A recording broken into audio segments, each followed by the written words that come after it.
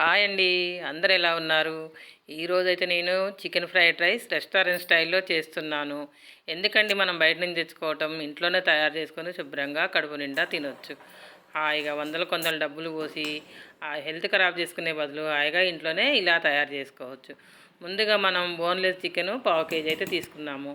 దాన్ని శుభ్రంగా కడిగి పక్కన పెట్టుకొని బాయిల్ చేయాలండి. దాన్ని బాయిల్ చేసి ఫ్రిడ్జ్లో ఒక హాఫ్ అన్ అవర్ అయితే పెట్టుకోవాలి. తర్వాత ఒక గిన్నెలో వాటర్ తీసుకొని 2 గ్లాసెస్ బాస్మతి రైస్ని అయితే శుభ్రంగా నానబెట్టి హాఫ్ అన్ అవర్ తర్వాత ఇలా వేడి వాటర్లో వేసి 75-85% ఉడికిన తర్వాత దీన్ని తీసుకొని ఒక బౌల్లో అయితే వడపోసుకొని ఒక హాఫ్ అన్ అవర్ అలా ఉంచుకోవాలి. రైస్ ఎంతసేపు అయితే ఎక్కువ వండి పక్కకు పెట్టుకుంటామో అంత బాగా వస్తుంది. ఆ తర్వాత మనము కడాయి అయితే పెట్టుకొని కొద్దిగా ఆయిల్ అయితే వేసుకోవాలి, 1 స్పూన్ ఆయిల్.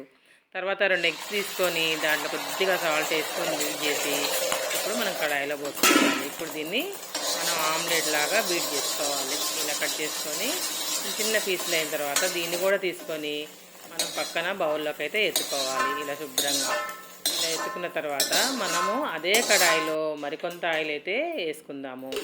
అదే ఆయిల్లో కొంచెం ఆయిల్ వేసుకొని ఆయిల్ అయితే ఇప్పుడు వేసుకుందాం. ఓకేనా? వేసుకున్నాక చూసారా ఈ చిన్నగా తరుక్కున్న ఎల్లుల్లి ముక్కలు, అల్లం ముక్కలు కూడా ఆయిల్లో కొంచెంసేపు అండి, జస్ట్ 1 మినిట్ 1 సెకండ్లో కూడా చేసుకోవాలి. తర్వాత మనం ముందుగా ఫ్రిడ్జ్లో పెట్టుకొని ఉడకబెట్టుకున్న చికెన్ని చిన్న చిన్న పీసుగా తీసుకొని ఇలా కడాయిలు వేసుకొని అయితే కొద్దిసేపు కలుపుకోవాలి. ఇలా కలుపుకున్న తర్వాత సన్నగా కట్ చేసుకున్న పచ్చిమిర్చి, స్ప్రింగ్ ఆనియన్స్ కూడా వేసుకోవాలి.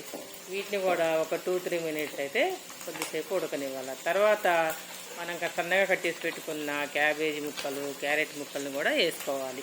వీటిని కూడా దాదాపు 50% అయితే కొద్దిసేపు ఉడకనివ్వాలి కళాయిలోనే. అలా ఉడకటం మొత్తం పూర్తిగా అయితే ఉడకనివ్వద్దండి, ఇలా ఒక 50% ఉడికితే సరిపోతుంది. ఇలా ఉడికిన తర్వాత ఇప్పుడు మనము కొద్దిగా షుగర్ వేసుకోవాలండి టేస్ట్ కోసము. కొంచెము 1 teaspoon sugar, 1 teaspoon ఉప్పు, స్పూన్ ఉప్పు పడుతుంది. తర్వాత మిరియాల పౌడర్ అయితే ఖచ్చితంగా వేసుకోవాలి. అలాగే జీరా పౌడర్ కూడా వేసుకుందాము.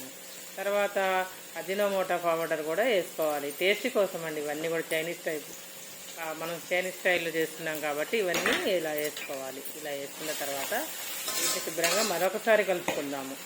ఇలా అన్నీ టర్న్ చేసి ఇలా కలుపుకున్న తర్వాత సోయా సాసు కూడా, సాసులు కూడా ఎక్కువ వేయద్దండి, 1 టీ స్పూనే వేస్తున్నాను నేనైతే. 1 teaspoon soya sauce, 1 teaspoon red chilli sauce, ఆ తర్వాత గ్రీన్ చిల్లీ పౌడర్ సాసు. తర్వాత ఇప్పుడు దీన్ని కూడా కొద్దిగా కలుపుకున్న తర్వాత కొంచెంసేపు అలాగే వేగనివ్వాలి. కడాయిలో వేగిన తర్వాత మనము వెనిగర్ని కూడా వేసుకోవాలండి. ఎంత అంటే కొంచెమే, 1 టీ స్పూను వెనిగరు. ఆ తర్వాత మనం ముందుగా ఆమ్లెట్ను అయితే ముక్కలుగా చేసుకున్నాం కదా చిన్న చిన్న పీసులు, దాన్ని కూడా ఆ ముక్కలు వేసి తర్వాత మనము వెనిగర్ కూడా వేసుకున్నాము. ఇప్పుడు వీటన్నిటిని ఒకసారి కలుపుకోవాలి.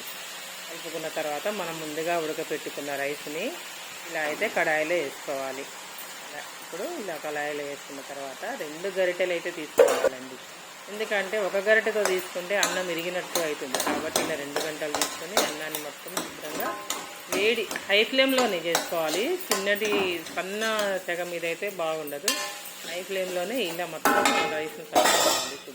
బాగా కలుపుకొని తర్వాత మనం ఇప్పుడు స్ప్రింగ్ ఆనియన్స్ ఉన్నాయి కదండి, కొద్దిగా పైకి వెళ్ళి అలా స్ప్రింగ్ ఆనియన్స్, కొత్తిమీర అయితే చల్లుకొని వేడిగా సర్వ్ చేసుకుంటే రెస్టారెంట్కి వెళ్ళాల్సిన అవసరం లేదని మన ఇంట్లోనే రెస్టారెంట్ స్టైల్లో చైనీస్ ఫుడ్ అయితే తయారు చేసుకున్నాము. చూసారా చికెన్ ఫ్రైడ్ రైస్ ఎలా ఉందో, కలర్ఫుల్గా ఉంది కదా అండి.